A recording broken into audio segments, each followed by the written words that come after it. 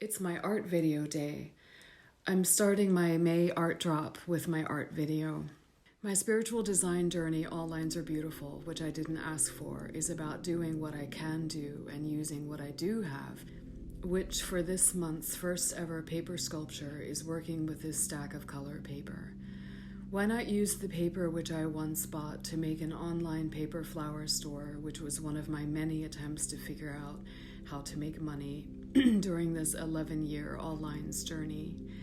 My heart space must be stronger now in being able to tell you this. But it hasn't just been about how to make money. It's been about learning how to do what I love and make that my living. The confusion and disorientation is that I thought I found it. I love art. I taught myself graphic design in my 20s. I was living my dream career until at a certain age I was no longer hired, and that's when All Lines Are Beautiful started. But was it ageism? Or was it because I told a lead art director in an interview that I thought his art example was boring? This is exactly the kind of mouthiness my mother tried to slap out of me until I was 19 years old. I only recently put all of this together, but she was right in a protective way, because I still haven't figured out how to be authentic, my truth mouth and all, and have it serve me. Maybe there was a dash of ageism in not being hired after age 44, but I do know that I moved out west again to be challenged professionally, and the universe more than delivered.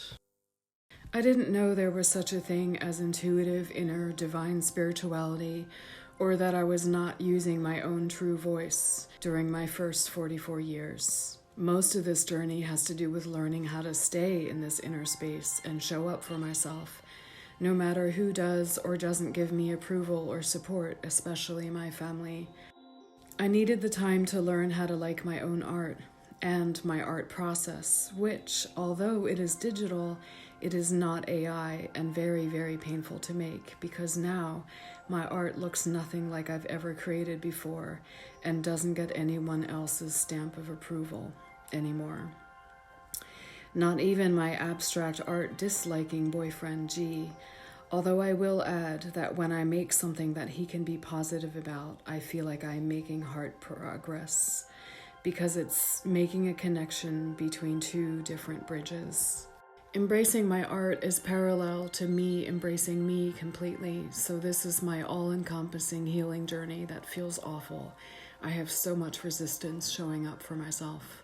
The more I am in this American gig culture, the more I see how other people are struggling on so many levels too. It deepens my sense of empathy, and I feel such a soulful connection to people who do not have an unfair advantage in life. I always think of Theodore Roosevelt's 1910 Man in the Arena speech about what it means to be in the arena of life as G and I deal with the metaphorical blood, sweat, and tears. I added the word tears. Here's my favorite paragraph from the speech. The credit belongs to the man who is actually in the arena, whose face is marred by dust and sweat and blood, who strives valiantly, who errs, who comes short again and again, because there is no effort without error and shortcoming, but who does actually strive to do the deeds, who knows the great enthusiasms, the great devotions, who spends himself in a worthy cause, who at the best knows in the end the triumph of high achievement, and who at the worst, if he fails, at least he fails while daring greatly, so that his place shall never be with those cold and timid souls who neither know victory nor defeat. I wonder what the other delivery people's life stories and dreams are. I am inspired by anyone who is in the arena, anyone who is the striving underdog. I am grateful for a new part of my heart opening to strangers who are trying to make something with their lives, when all there is a crazy sense of hope.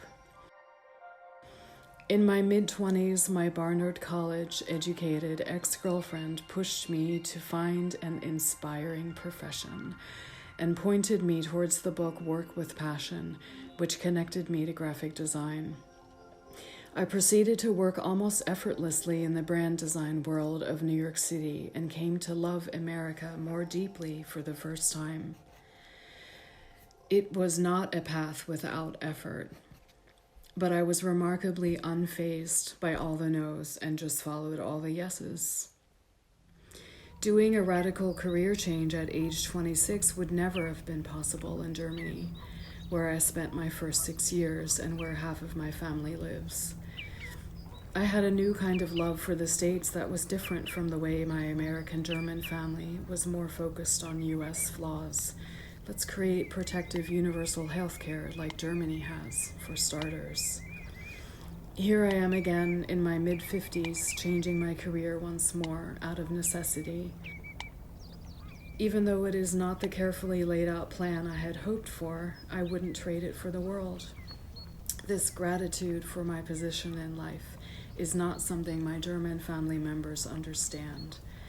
Well, neither does my American family. Okay, fine. Neither does anyone I know. Had we moved back to Germany, which was a constant pool, not only would I never have been able to gift myself the graphic design profession, but now my career would definitely have been over. In America, there are second, third, and 40th chances. Everyone, not just artists, can take all our love and spirit and belief and run with it. Courage is the springboard. This is a uniquely American idea connected to a healthy, wholehearted democracy. I imagine how much more we can do the healthier we get individually and collectively. I know that I fit into this current system in many ways, and I have benefited as a white woman, so I don't use the word freedom lightly. I think of the word freedom now because it's an idea that has taken me an age to embrace. Freedom is this tiny inner space of having the courage to make something out of nothing. I am free to write and create art on my own terms. Even and especially as I start these art drops, a part of me, my ego space, just wants to follow somebody else's instructions. Synchronicity happens now as I cut the paper for my paper sculpture of the month, and the shapes start to look like a phoenix rising. Working with paper calms me down. The reason I bring paper art into my life isn't because it's practical to cut paper for 10 hours and then for another 10 plus hours to glue it on.